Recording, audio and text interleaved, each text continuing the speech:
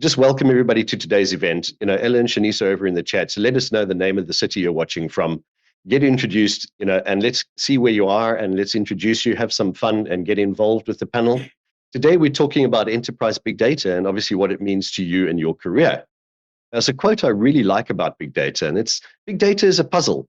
Okay? You have all the pieces, but you've got no idea what the picture's supposed to look like. So I think it's on everybody's minds at the moment. And it seems that people know they should be doing more with their data, but they quite often don't know how, or they have actually failed. Yeah? They've tried, but failed. So quite often what is missing is a structured approach and a cohesive strategy. So let's have a chat to our panel today. And I'm going to introduce first Jan Willem Middelburg. Jan Willem's the CEO of Cybiant and based in Malaysia in Kuala Lumpur. He started Cybiant with the mission of making a more sustainable world for the next generation through best practices.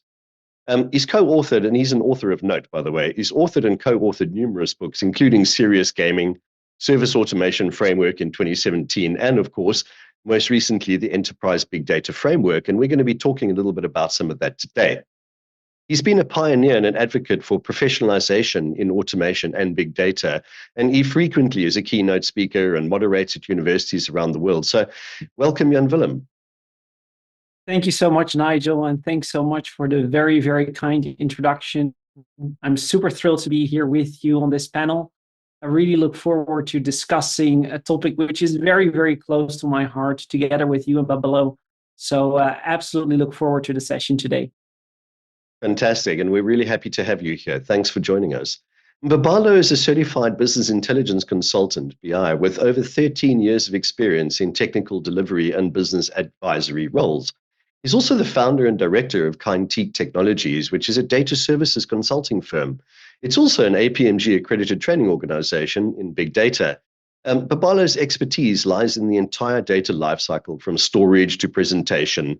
And I think it's safe to say that he's really passionate about developing data management systems that promote transparency, maintainability, accessibility, and predictability, while empowering organizations and data teams to develop practical skills through data education. Welcome, Babalo.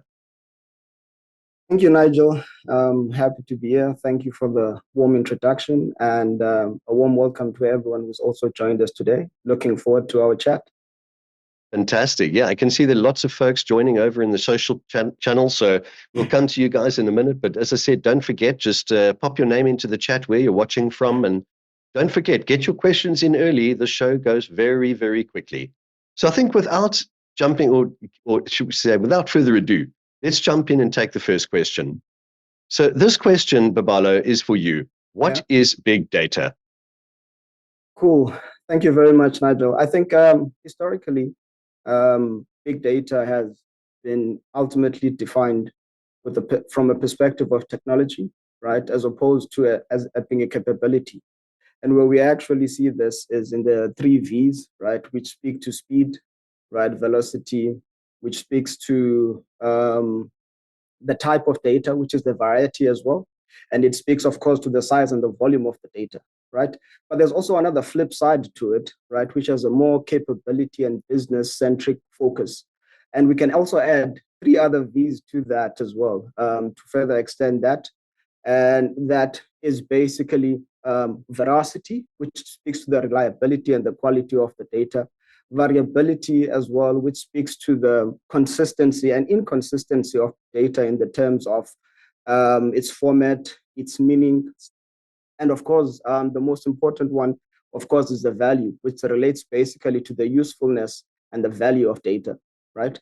Now, from my perspective, the definition that actually encapsulated quite well for me is one that I get from the Enterprise Big Data Framework Alliance, right? And they define data as basically a knowledge domain, one, right, which explores techniques, skills, and technologies that are used ultimately to deduce valuable insight from massive amounts of data.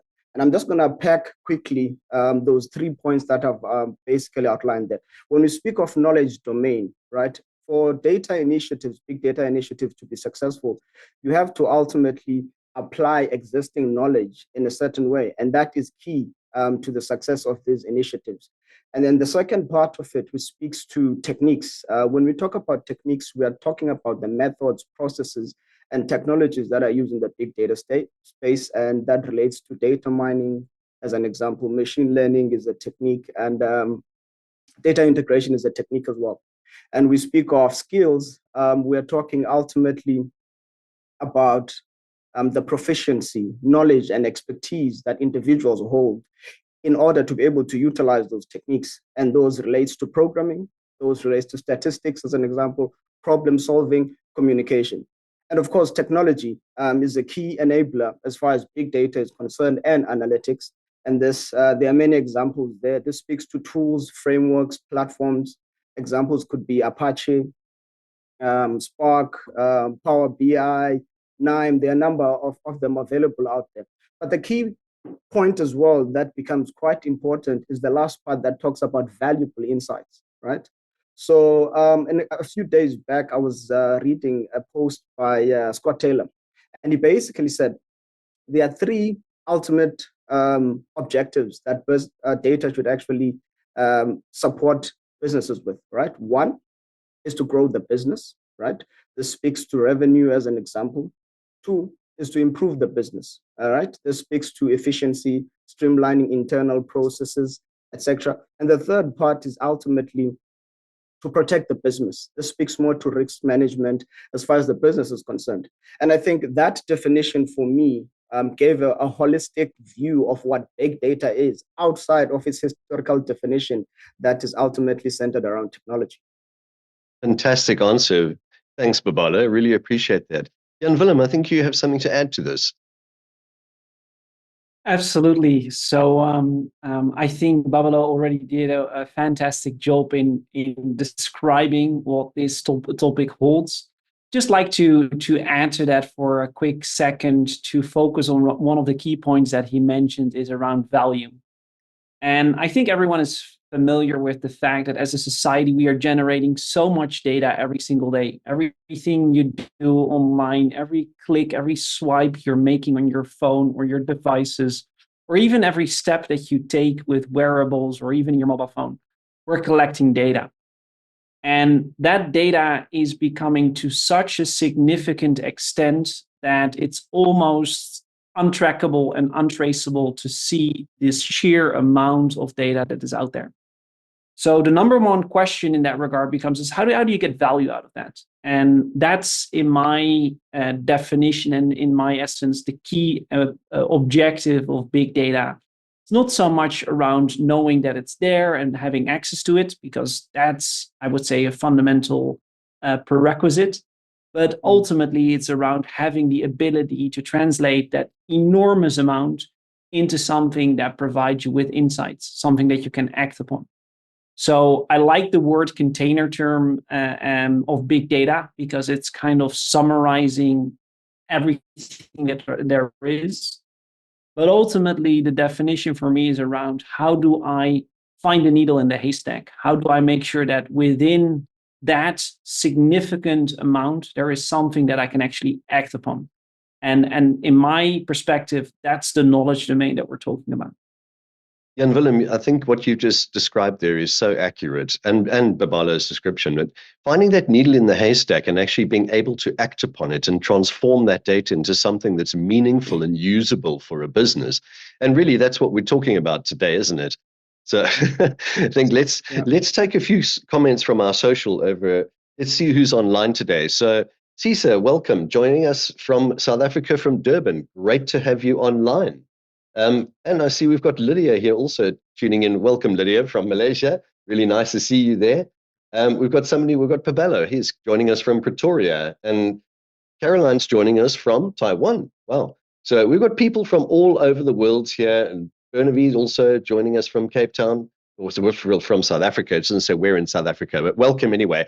Really great to see all of you folks online today. And don't forget, if you have any questions, please don't forget to just put them in the chat, and Ella will get them over to us to answer throughout the show. So I think with that, let's take our next question. And Jan Willem, this is a question for you. Tell us, what is the Big Data Framework? Why did you develop it?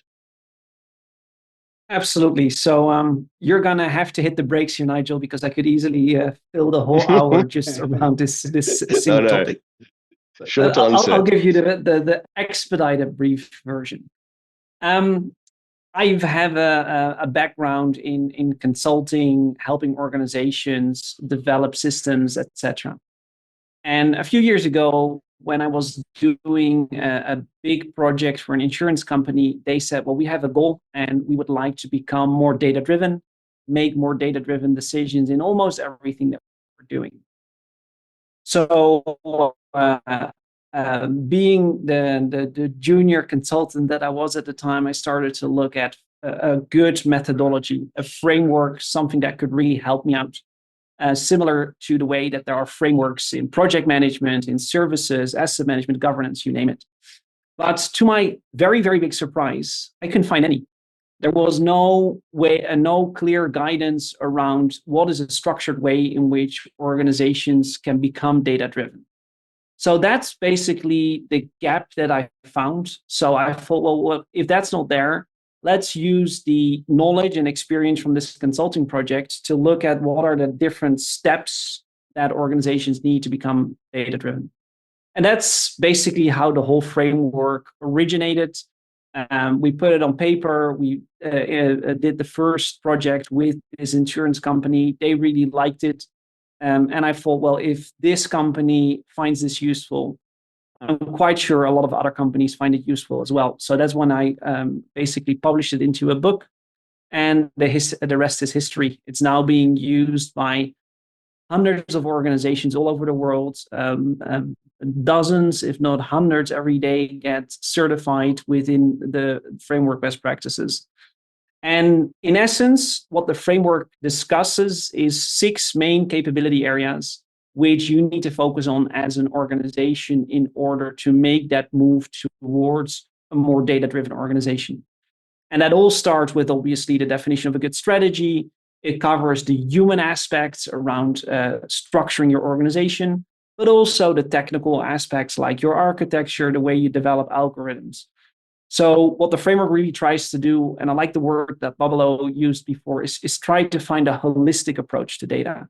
Not just focus around a single technology or database or a specific process, but look at it from an organization and people perspective. And that's, in a very, very brief description, what the framework is trying to accomplish.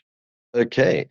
So, Jan Willem, I think that what you've just said there makes perfect sense, because what I see happening out in the world, before you wrote this framework, you're right. I don't think that there was a single holistic framework out there. What you did see, though, was people and organizations that have potentially big data tool sets offering training around those tool sets. But in my opinion, those tool sets are, while usable, not going to be particularly effective without a holistic strategy in place. Am I correct in saying that? Absolutely. And I think you're basically defining it quite well, because if you were to ask the same question that you asked before, what is big data? Any tool vendor would say, well, it's my solution, it's my product with which I achieve value from data. And don't get me wrong, there's a lot of very good guidance around how to use tools, how to use specific technology. But you're completely correct in the sense that that does not cover a holistic approach. And there are very, very good technologies out there. But what I was really lacking is an integrated approach. So what I try to do with the big data framework is to make it vendor independent, first of all. So regardless of your technology stack, regardless of which data sources you're connecting to, and even regardless of your industry, you should have a way in order to build capability in order to become more data-driven. And that also resulted in the second main key characteristic is, besides the vendor independence, it is important to start talking and start thinking about big data as a capability. Ultimately, Yes. Regardless of the technology and the tools that you have, you could have the best, most expensive tool sets. Ultimately, it needs to be performed by people with the knowledge, skills, structure, processes to extract that value from data sets. And therefore, in my opinion, big data is a capability domain, a knowledge domain. And that's why the framework is just focusing on technology. Well, that makes perfect sense to me. It makes perfect sense to me. So just a quick shout out to our audience. I can see so many of you online. Get your questions in because those questions are stacking up. So we are going to run out of time to answer them all if you don't get them in quickly. But I just also want to ask the audience a question. Have you guys used a holistic approach to look at structuring your big data, putting a strategy in place? Get your comments into the chat and we'll talk about those a bit later on. Okay, so I think the next question is, Jan Willem, we're going to stay with you for this one. How does the big data framework help solve today's big data problems, such as data quality, storage, management, and scalability? Absolutely. That's a very interesting question. Let me address one of the most common challenges that we see in big data organizations. It's getting and making sense of the enormous amount of data that you have. And in order to do that, organizations need processes. And what we're trying to describe in the book and into the execution in all of the different capabilities that we've listed is what are common processes that organizations need to have. And some of the points that you are listing right here, like data quality, data management, ultimately is a process. You need to make sure that there are cleaning operations in place. You need to make sure that it's properly managed, that you are compliant to data privacy regulations, that there's an appropriate governance framework in place. So where the framework really helps to address these issues is by listing a number of different processes that every organization can use in order to address this in a structured manner. And as you know by now, I'm all about structure. And if you have that structure in place, you will start to see a significant increase, especially when it comes towards your quality, storage, and scalability aspects, because ultimately it's around doing things consistently. That makes perfect sense, and I agree with you. Putting it into a framework that is structured, and I don't disagree that structure is the right way to go here. I think if you are going to approach a massive problem, and let's face it, big data is a massive problem for many organizations. How do you see the wood for the trees, right? To use a common term out there, And as I said in the intro, the quote that I found about it's being a puzzle, but you don't have the picture. Yeah. So how on earth do you build a puzzle? How you do this is by using a structured approach. So I highly recommend that you take a look at the big data framework if you haven't already, everybody. All right. Thanks, Jan Willem. Let's move on to the next question. And I think we've got the next question. We're going to start with Babalo. Babalo, how do you see the relationship between big data and AI evolving in the next few years, particularly within the enterprise environment? Thank you, Nigel. So I think in that context, right, data and big data and AI are closely connected.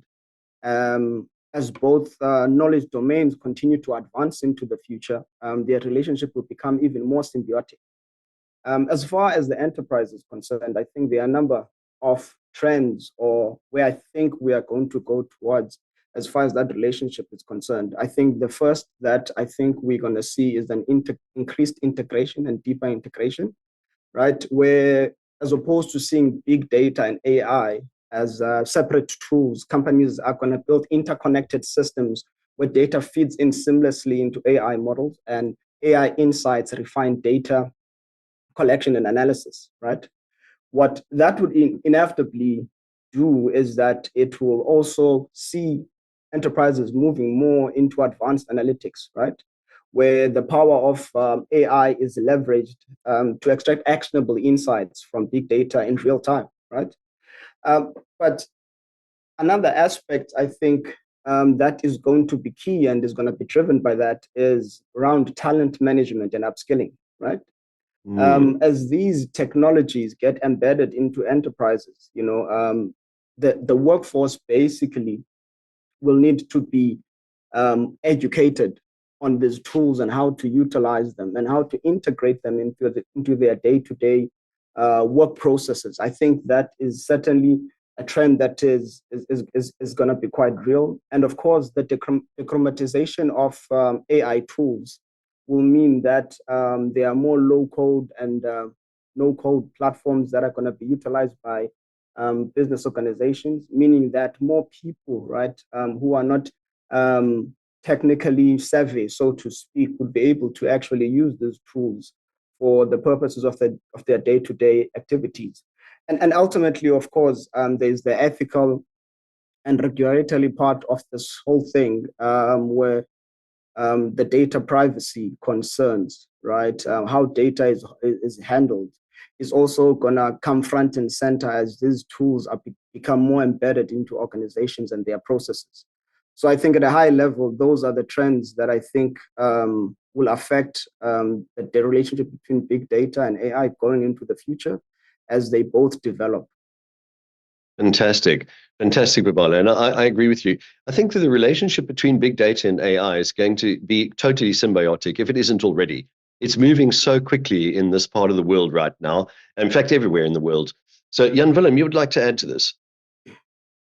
Absolutely. I even would like to go one step further than what Babala was describing, and like to make point out that ultimately artificial intelligence is big data. And if you dive into the way in which any artificial intelligence model works, because ultimately it's a model that is making those predictions. So for instance, in the case what everyone is talking about, large language model, a lot of people forget is that before you have that predictive model, you need to train it on data.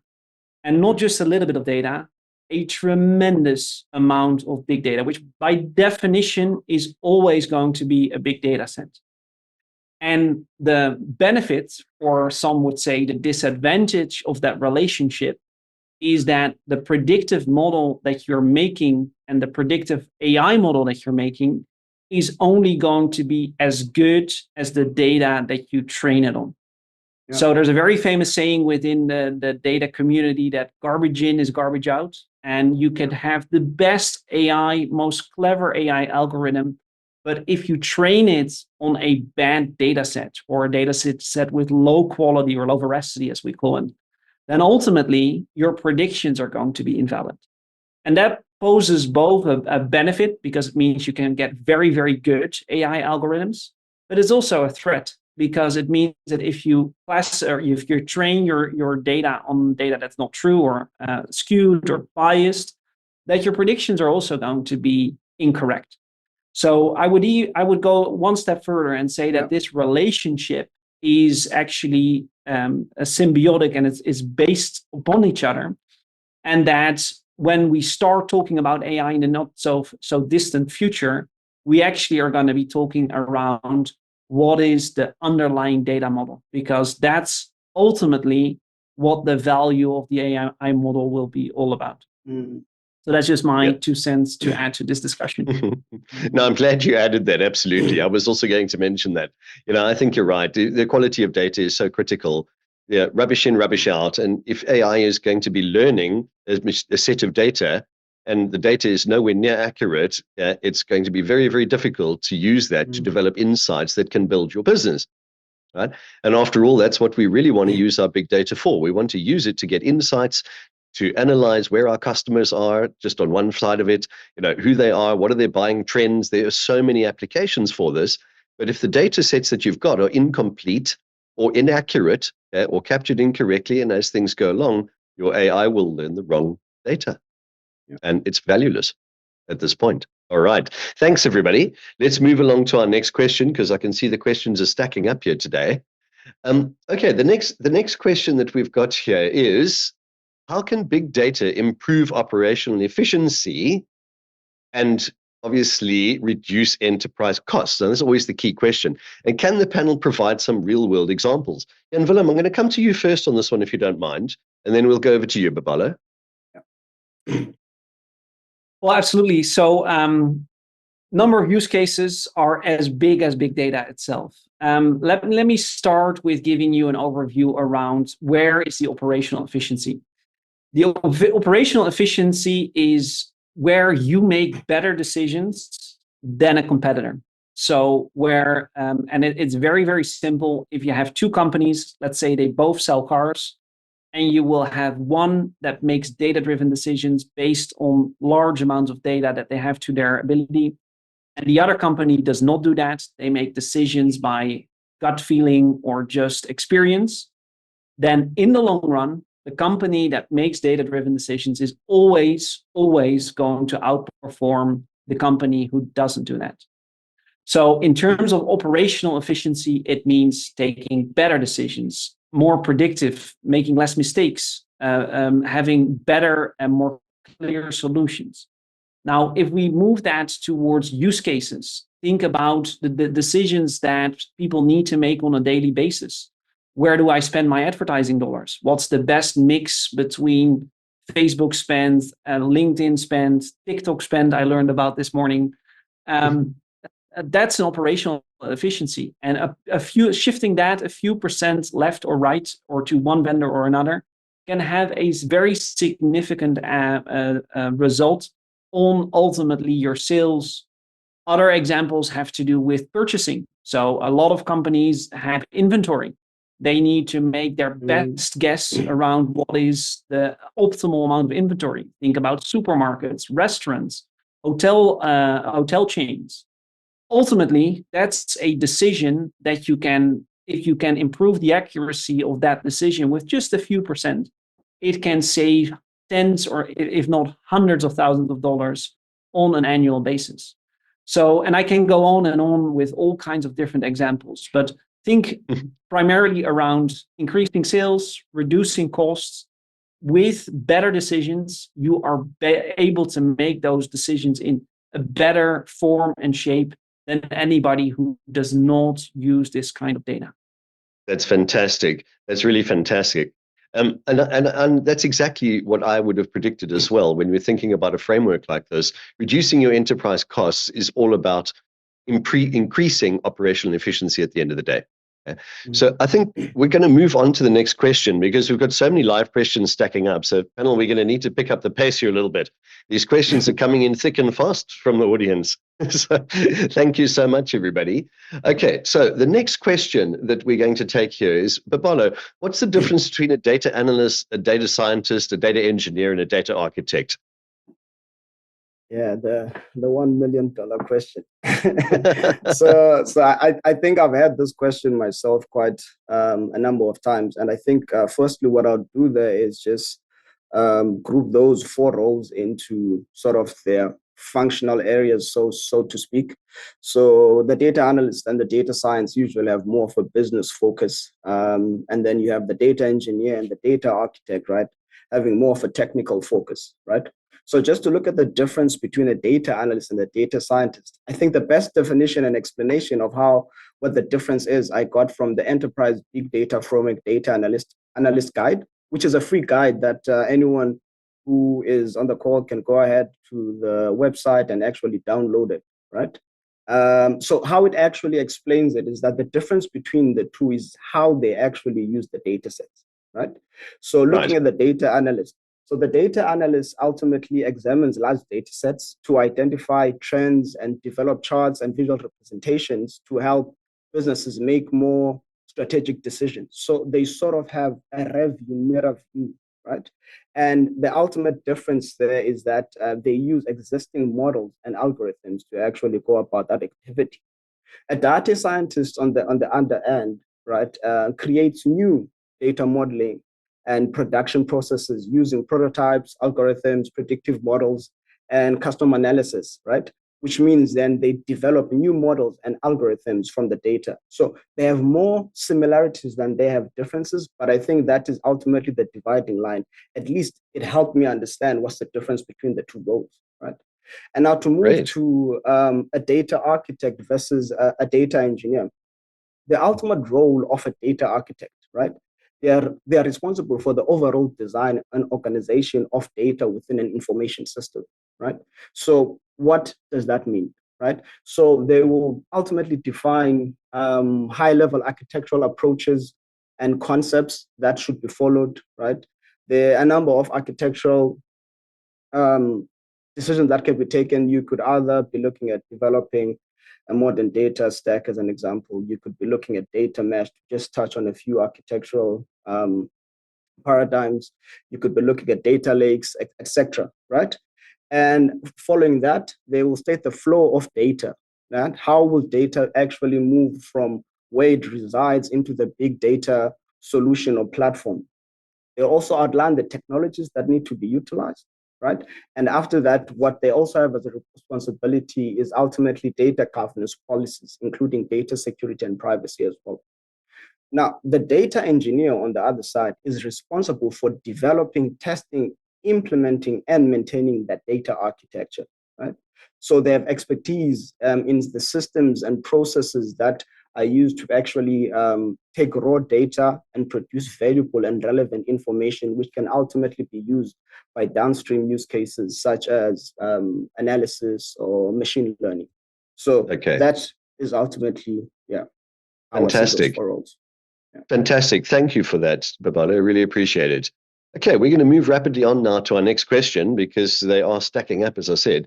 So the next question we've got here is for Jan Willem. How do you get started as a data analyst, scientist, engineer, or architect? Well, I would say you need to put in the hours. That's the first key thing. And as I mentioned a few minutes ago, ultimately realize that the world of big data is a knowledge domain. So it starts with rolling up your sleeves and getting started, learning around what data actually is, being able to understand how it's transforming organizations. One of the terms that you see being used these days is the word data literacy. So being able to work with data, understand what it does, base your decisions around that. So the best place to start anywhere in the whole data domain, in my opinion, is to become data literate first. Before you start developing algorithms, creating anything in depth, or starting to look into the IT aspects, as Babalo just mentioned, more towards the data engineering domain. First and foremost, upskill yourself to understand what is it that we mean with terms like structured or unstructured data. Yeah. How do databases actually work? What is the difference between storing pictures versus storing an Excel sheet? All of these, I would say, basic ideas around what data actually is. For many people, when they open up their computer, it all just magically works. Or when they swipe on their phone and they're downloading an app, but they don't actually understand or know that the fact that you're pushing a button on your phone somewhere means that in a data center somewhere on Earth, something actually happens. Yeah. And it's that data literacy to have that, then you're ready to move towards next steps. Fantastic. Thanks, Jan Willem. Appreciate the answer there. And I think you're absolutely right. That's how you get started. So studying, guys, everybody needs to start studying. Go and download a copy of the Big Data Framework, and it will help you enormously to understand where to get started. There's a wealth of information on the Big Data Framework website, but there is also more information on the blog, which I posted up a QR code to a little bit earlier on. So don't forget, guys, go and have a look at that. All right, so I think the next question we're going to take here, very briefly, Babalo, why do most big data projects fail, and how do I avoid failure? Now, I know you can't answer this in under 10 minutes, but we need to. Okay, there are lots of reasons for this, but we need to get to as many questions as we can. So thanks. Okay, thank you, Nigel. I was about to say, look, I could go on and on about that, but I think ultimately using the canvas or backdrop of the PPT framework, which talks about people, processes, and technology, I think the biggest challenge with big data projects is around the people and process aspect of it, right? So if you are ultimately going to be changing how value is managed, is processed, and is valued, right? This will require that your teams and the individuals interact with the data to think differently about data and how they interact with the data, right? And this necessitates change management, which is ultimately a deeply human process. And following that, of course, to keep it going, you need to develop sustainable processes to keep everything moving smoothly along that line. And I think if you look at the Enterprise Big Data Framework module that speaks around data strategy, right? The final step is to embed with change management, right? And I think this is the one thing that we're not seeing a lot when it comes to data projects. as far as specific reasons, I could go on and on about specific cases that relates to failures in data projects, but I think ultimately that summarizes it. Fantastic. Babalo, thank you so much. Jan Willem, what are your thoughts on this? Yeah, so I like, and that's also why I wanted to add to this what Babalo was saying around this strategic aspect. What I found over the years is that what most organizations struggle with is really establishing what I like to refer to as a big data strategy. And that means, what are we going to invest in big data, but also what do we want to get out of it? So what's our return on investment? And with the data sets that you have out there, you can spend the rest of your life making nice, cool visualizations, which are beautiful, but have no business value. So it all starts with defining, how are we going to use this? How are we going to monetize this? What is this going to help us make better decisions to either sell more or reduce our cost? So the lack of a good big data strategy is, in my opinion, also one of the main reasons why so many organizations fail at big data projects. Yeah, I completely agree with you, Jan Willem. The lack of strategy in big data is one of the primary root causes for the failure of big data projects. Okay? And you're absolutely right when you say that. I can see there's so many people over in the audience here, and a couple of them are posting up and saying you are spot on that change management is the central spider in any service organization. So thanks to Peter Hoekstra for that, by the way. I really appreciate that comment. Okay, let's move on and take a quick look at our next question. And this one, Jan Willem, is for you. What should an IT professional look out for when considering a big data solution? So the high-level management summary, please. Absolutely.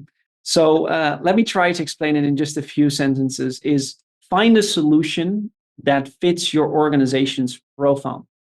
Within big data, it's super simple to always immediately look at the most enterprise, expensive solutions, which are meant for very, very large organizations.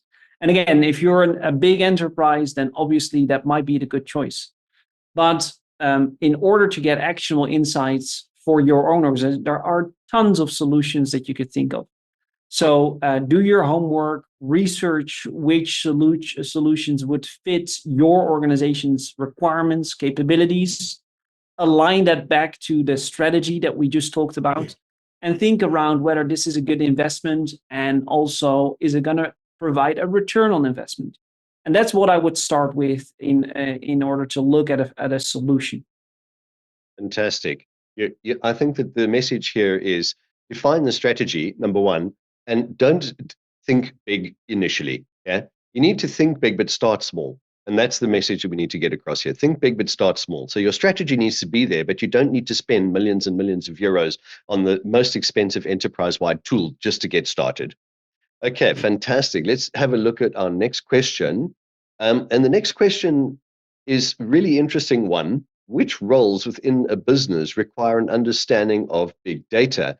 Jan Willem, I think I'll come to you first and then Babalo very briefly.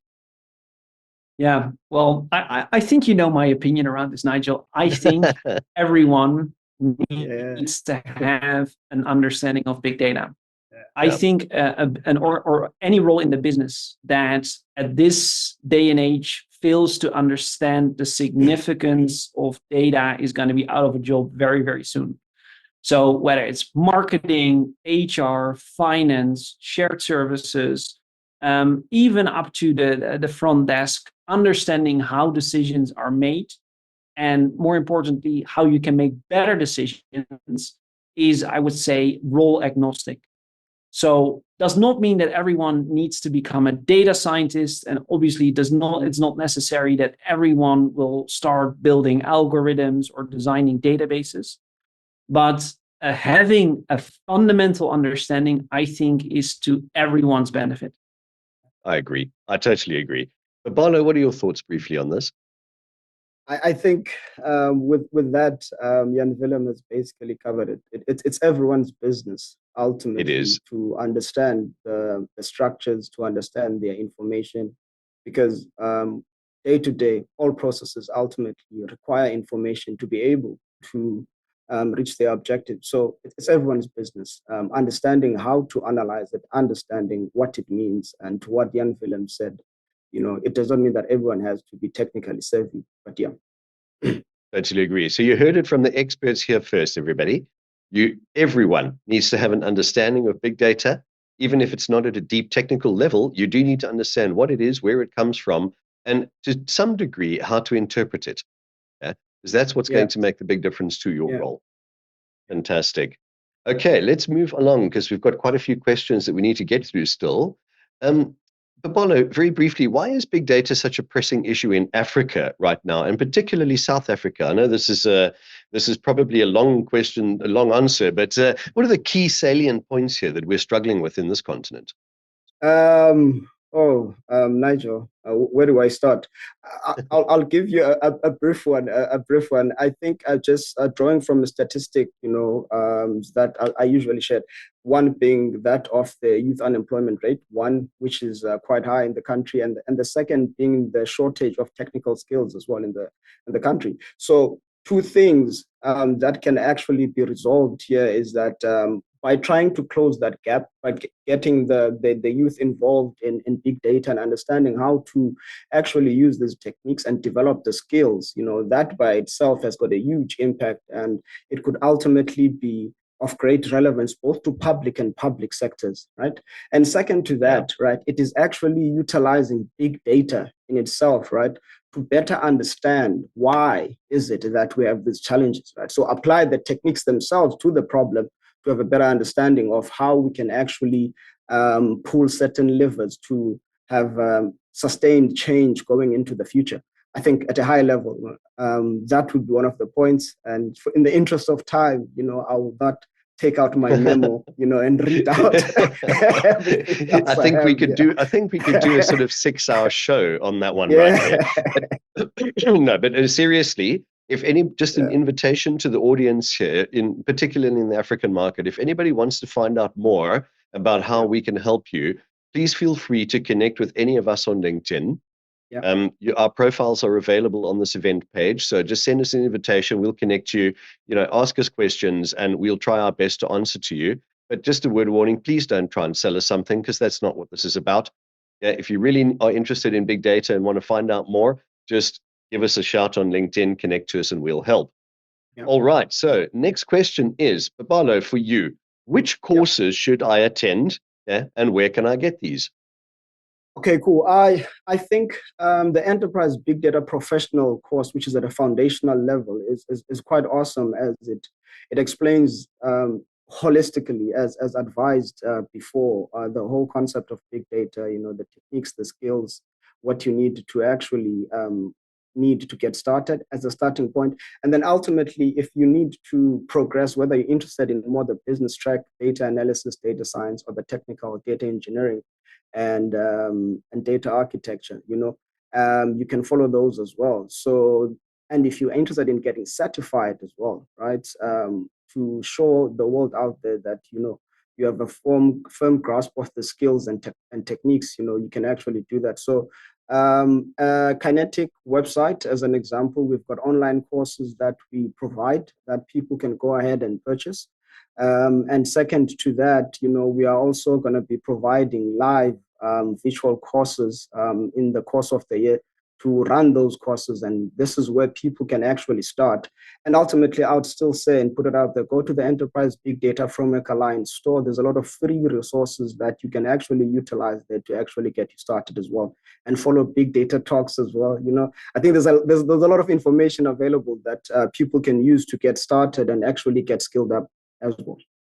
Fantastic, thank you. And you're absolutely right, Babalo. I think becoming certified is really, really important in today's world, right? Having the ability to prove with those digital credentials that you actually have got the skills on a holistic level makes all the difference. Now, for everybody online, anybody who really wants to attend those courses, please feel free to reach out to Babalo. There was a QR code that I showed. I'm going to show it again now very briefly for you. If you'd like a one-to-one, or just to have a chat to Babalo about becoming certified, about getting yourself onto either an e-learning course or to a in-person trainer course that's running virtually, please scan the QR code or drop us a line on LinkedIn and we can help you get through that process quite easily. So let's move on then, guys, to our next question. And the next question is a live question for one of our viewers. How will generative AI change your data framework? So we did cover a little bit about this earlier, but I think, Jan Willem, I'm going to come to you because it's specifically talking about how it's going to change your data framework. So if you don't mind, kick us off on this one. Absolutely. Well, the easy answer, it is not, or it's barely going to change it. If you look at the framework closely, you see that it's built up of 6 capabilities. And the outer ring, which basically encompasses the inner 5 capabilities, is already artificial intelligence. So, the funny part is that when I wrote the framework, and I started writing it in 2017, so it was around finished in early 2000s, that design was already there and it was already a part of the framework. I would never have expected that 2-3 years later, artificial intelligence would become the hype that it is today, and almost everyone embracing artificial intelligence. So in order to answer the question more specifically, generative AI is just a form of artificial intelligence. Yeah. It's building large language models, which are all trained based on large data sets, predicting the best possible answers towards an input question. So regardless of what your AI algorithm is going to be, whether it's recognizing pictures, whether it's a large language model, whether it's recognizing and matching fragments from audio or scanning through video databases, doesn't matter, because ultimately artificial intelligence is an algorithm. Regardless of what the purpose is going to be, if you drill it down into mathematical equations and ultimately code in a computer, it's an algorithm. And that algorithm is trained and built upon large data sets. And whether that's a large language model or anything else doesn't matter. So the framework in itself, maybe we were a little bit ahead of the curve at that time, but from a design perspective, nothing is required to change the application of this. Fantastic. Jan Willem, thank you so much for answering that. And your answer makes perfect sense because the framework doesn't itself need to change. It's not at all the case. But as AI progresses, essentially the fundamentals are still the same. Even though new fancy tools come out or new techniques to manipulate and deal with data, the key word here is data. And it's always there. Yeah? Everything covers big data, right? Without the big data sets that are accurate, it just simply won't work, right, accurately. So it won't change the framework, but it's certainly going to change the outcome. All right, let's move on to our next question. Our next question is, can you kindly get into detail on how the big data framework covers data governance in organizations? Jan Willem, again, I think. Let's start with you. Jan Willem has frozen. So governance He's back. is a topic that everyone is interested in these days. Within the enterprise big data framework, there is a specific module which covers data governance, and it looks at how do you start developing policy, rules and regulations within your company, and assigning the proper roles and responsibilities accordingly. And also a little bit later, it talks about how do you execute data governance through operational procedures, effective data management, security processes. But the book and the whole framework itself actually goes into quite a bit of detail around how can you set up a proper enterprise big data governance system. So if you're interested in that, drop me a line. There's quite a detailed explanation around how to structure this, which goes a little bit out of the scope for the discussion today. But it's included to a very, very significant extent. Fantastic. Thank you, Jan Willem. Yeah, just reach out to Jan Willem on LinkedIn or reach out to me and I can put you in touch with him if you need to. But there is a lot of information around data governance in the framework that will cover that. So we can definitely don't have time to get into that in that level of detail in today's show. In fact, we're going to have to take our last question now. So let's do that straight away. Last question is, how to balance the benefit and cost before convincing management of the need for developing structured processes and capabilities when they want to see results before investing more. So I think this is largely about, are we actually going to see the benefits? And it's going to cost some money to develop all this stuff. We don't want to spend too much money just yet. So who would like to take this first, Babalo or Jan Willem? I can take it. Okay, perfect. Initially, I think it comes down to the responsibility of the data teams to communicate the benefits of big data as a capability and how that would assist in driving the business, right? And second to that, the education aspect. So the people who are actually who are making executive management decisions understand how it would benefit the business as a whole. But a strict cost and benefit analysis and how to actually drive it. I mean, I'm using agile methodologies as an example to just build iteratively, right? And you continue and you discover as you go ahead, it actually helps a lot to actually create engagement because the people who are involved and are sponsoring these initiatives can quickly see the results from the data. And therefore, what I've seen is that builds interest and enthusiasm, and I think ultimately, you also have to find someone who is going to be a big data evangelist, right, within the organization to drive those conversations in boardroom setups, as an example. Fantastic. Awesome. Jan Willem, your final comments on this question, I think?